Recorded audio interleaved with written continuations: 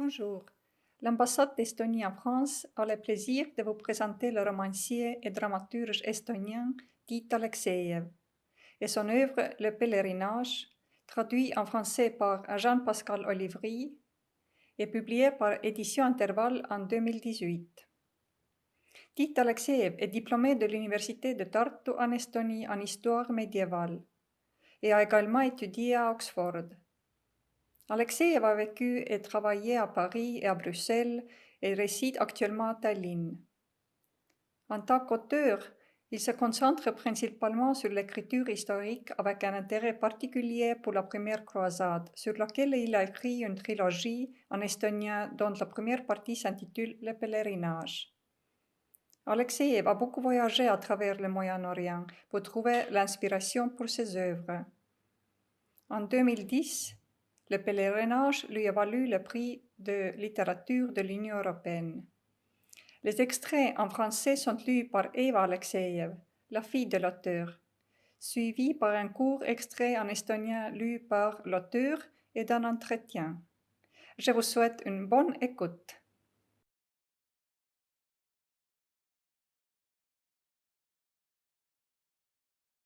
Je m'appelle Dieter. J'ai été quelqu'un d'autre, naguère, mais cet autre ne veut plus rien dire. Le pays de mes origines a changé, et tous ceux qui se souvenaient de moi sont morts. Qu'est-ce qu'un pays après tout et un peuple? Une goutte d'eau dans un seau d'eau, rien de plus. J'ai essayé pourtant, essayé de retrouver le rivage natal. Dans les manuscrits, les cartes, les récits de voyage, il n'existe nulle part. Mais je me rappelle son ciel chargé de nuages, la brume au-dessus de ses prairies, la trace laissée par le serpent à la tête ronde qui rampait au milieu des foins. Et je sais que je n'ai pas rêvé. La vraie demeure est celle vers laquelle l'homme est en marche, celle qu'il porte dans ses pensées. Dans les miennes se trouve la ville que nous avons reprise aux infidèles. Il me semble l'avoir en tout, partout. Chaque nuit, le désert franchit silencieusement mon seuil. Le vent se lève, les dunes se déplacent, les pèlerins franchissent des étendues désolées. Je n'ai plus besoin de compulser. Les uns après les autres, les récits jaunis des voyageurs. Chacun d'eux doit guider le pèlerin vers Dieu et non vers le lieu de sa naissance. Et au centre de chaque carte se trouve Jérusalem. D'après Aristote, le corps de l'homme renferme la carte du cosmos entier. Mon corps est la carte de mes douleurs. Il m'aide à retrouver les lieux où ma chair a été entaillée, écrasée, meurtrie. Chaque cicatrice est une étape du chemin. Chaque blessure, un champ de bataille. La nuit, étendue sur ma couche, je ferme les yeux et j'effleure au bout des doigts le monde des hommes. Nicée, Dorilé, Harem, Antioche, Kerbela, Jérusalem, Ascalon. La douleur a ses propres souvenirs. Je sens des élancements dans les genoux et dans les hanches, d'avoir tant chevauché. Dans l'épaule, d'avoir manié l'épée. Dans les chevilles, d'être tombé de ma selle. Tout cela n'est qu'en surface. La vraie souffrance est ailleurs. Sur le pèlerinage, on disait « Combat sans crainte, on peut ôter la vie, jamais l'honneur. » On peut, si. Et la honte du déshonneur accompagne l'homme jusqu'au terme de son existence. Elle le tourmente, le ronge.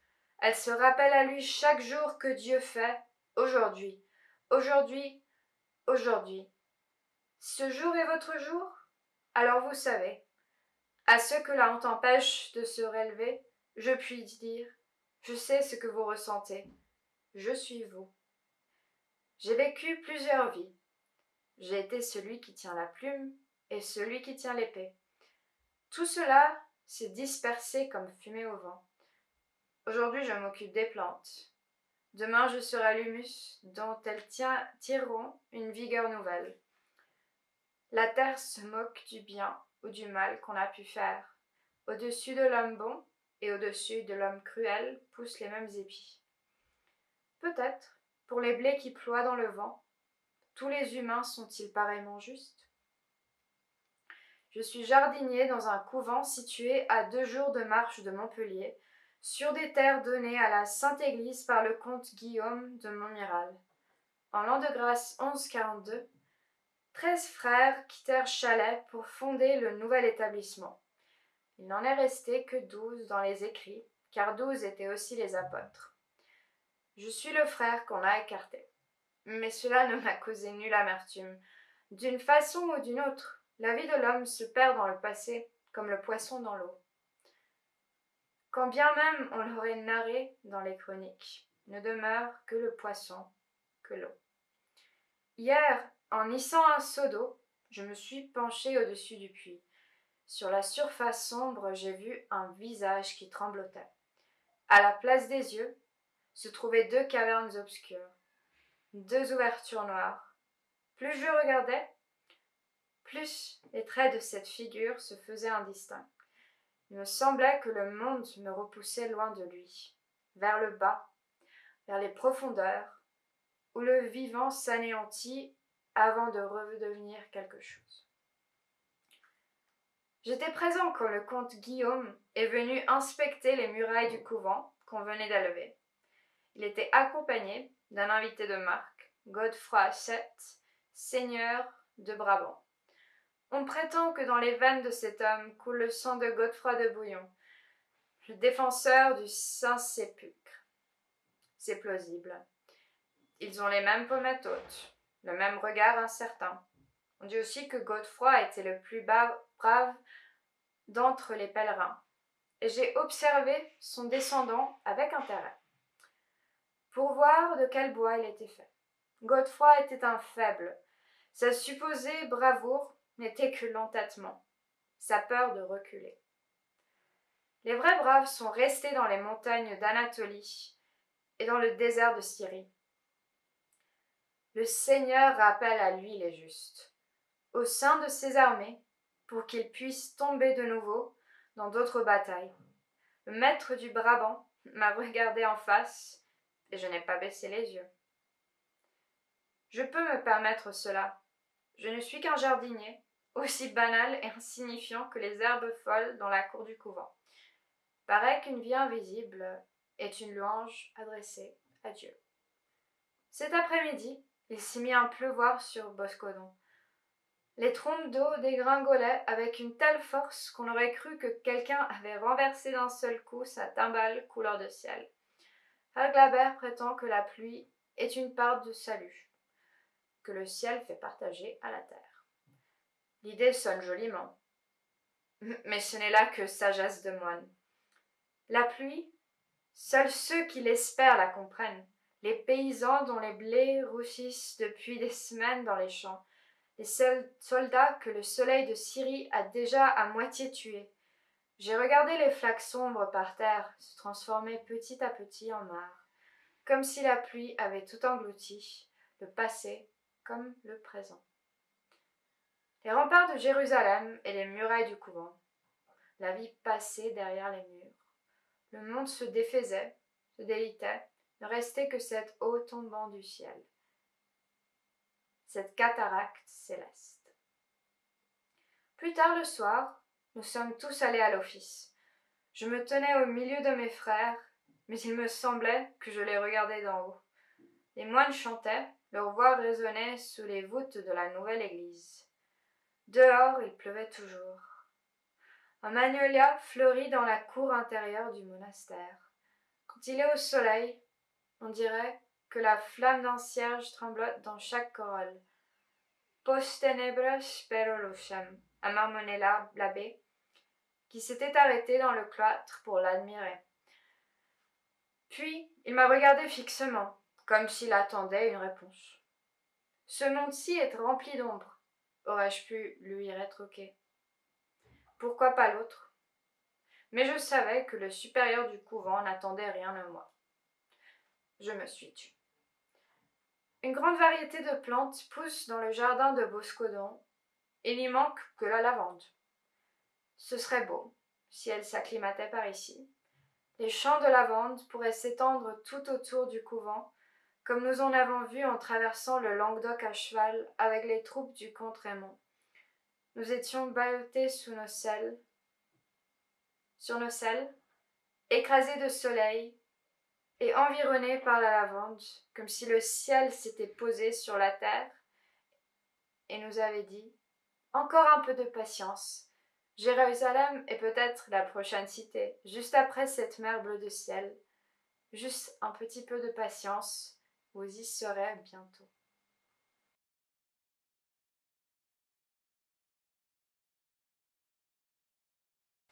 Les Grecs appellent Constantinople la reine des villes, Basileousa, et c'est avec raison, car mes yeux n'ont jamais vu un spectacle plus merveilleux. Si le ciel et la terre ne se rencontraient pas à Jérusalem, on pourrait croire que Constantinople est au centre du monde, car pour ce qui est de la splendeur matérielle, la capitale des Grecs dépasse la ville sainte. Mais avant même de parler de la ville, j'avais été saisie par la teinte bleue claire de la mer de Marmara, si limpide et si pure.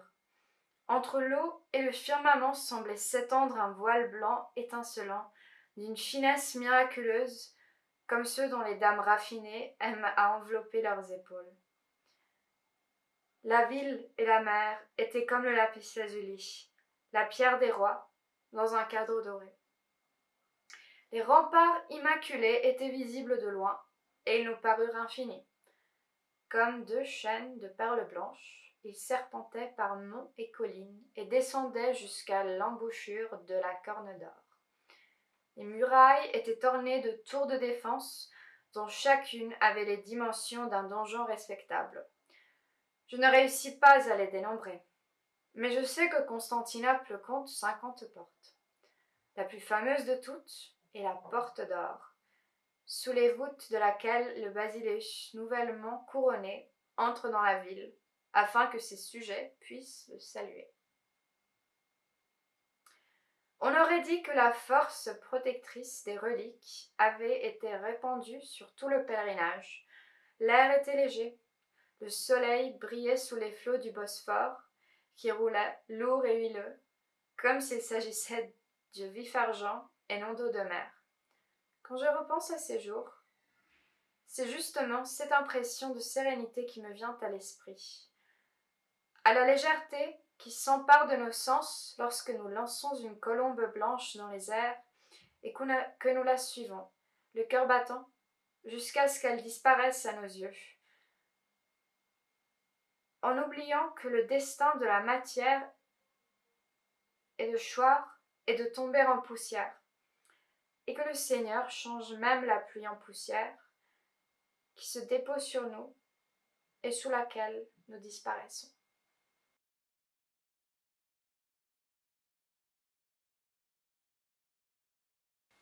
Chaque nuit, avant de m'endormir, je contemplais le ciel d'Anatolie.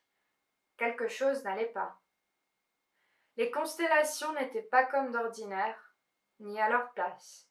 Les Hyades étaient la place du chariot, et les Pléiades là où l'on aurait dû trouver Orion. La voûte céleste avait lentement tourné autour de son axe, imperceptiblement, une étoile après l'autre. Quand ? Me demandai-je. Sûrement pendant que nous marchions en fil noir sur la plaine d'un blanc de craie, et qu'aucun de nous n'avait la force de lever les yeux, tellement notre regard était rivé sur chacun de nos pas. Le ciel, pensai-je, œuvre de tes mains, Seigneur, offerte aux pèlerins, toutes ces sphères, ces marches ne menant nulle part, et ces corridors de cristal, et le ciel et le ciel des cieux. Je fermai les yeux, et je me sentis porté par le courant d'une rivière scintillante, douce comme le velours, et les ténèbres furent soudain plus que les ténèbres. Ce qui avait été impénétrable était maintenant un rideau ondulant dans le vent de la nuit, qui n'occultait plus qu'à moitié. Je vis les mondes anciens s'éteindre. Je vis répandre leurs cendres sur l'autel. Je vis de nouveaux mondes naître. Je vis des immensités s'ouvrir, une étoile après l'autre, et les étoiles se refléter dans les miroirs de cuivre. Je m'étais endormie, et mes rêves étaient remplis d'étoiles, eux aussi, mais celles-ci répandaient désormais une lueur violette, la flamme bleuâtre d'une forge. Et je pensais que la destruction du monde des hommes, vers laquelle nous marchions, pouvait survenir d'un instant à l'autre. Mais je me trompais. Le fer était encore froid, et l'heure encore lointaine.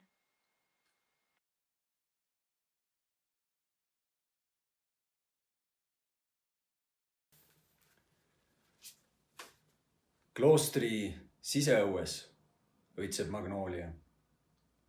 Päikesepaistel tundub nagu väreleks igas õiekobaras küünlaleek. Postenebras pero lucem pomises ristikäigus puud imetlema jäänud apt. Seejärel vaatas ta mulle otsa, nagu ootaks mingit vastust. See maailm on täis varje, oleksin võinud talle öelda. Miks mitte järgmine? Aga ma teadsin, et kloostri üle ei oota minult midagi.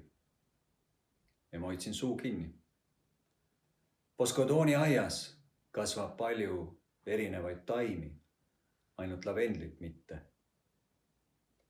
Oleks kaunis, kui see siinsete maadega kohaneks.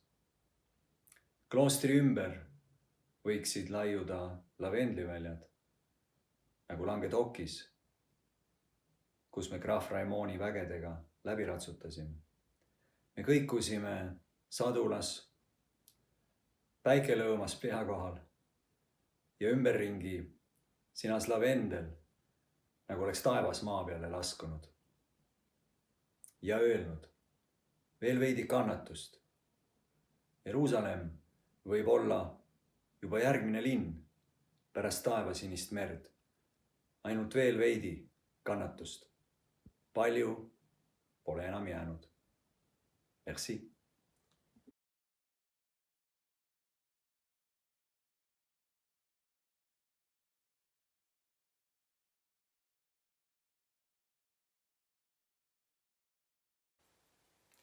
Je suis un historien du Moyen-Âge par formation et j'ai fait plusieurs séjours au Proche-Orient. Dans un sens, cette trilogie est ma propre découverte de l'Orient, une région qui me tient particulièrement au cœur.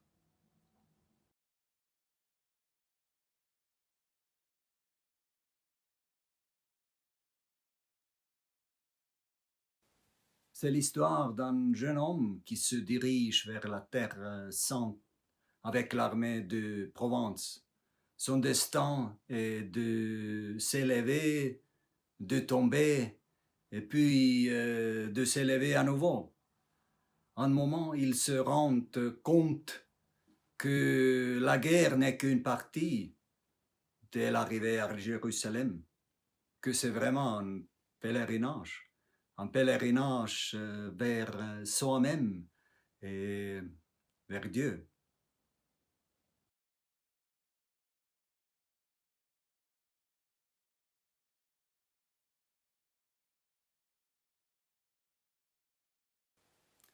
Ce roman est basé sur les 4 chroniques de la première croisade dont les auteurs en étaient témoins. Le personnage principal raconte l'histoire comme c'était la 5e chronique, d'après sa manière de voir des choses. Il n'est pas content de la version officielle de la vérité. Il s'en souvient autrement.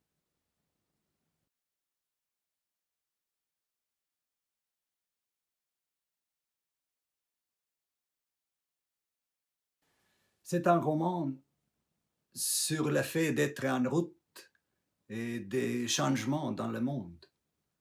Mais ce ne devrait pas être une lecture ennuyante, j'espère. Je voudrais remercier ma fille Eva pour son aide Monsieur Jean-Pascal Olivry pour sa traduction, ma maison d'édition, édition Intervalle, l'ambassade d'Estonie en France et particulièrement Mademoiselle Heike Eller, l'équipe du festival.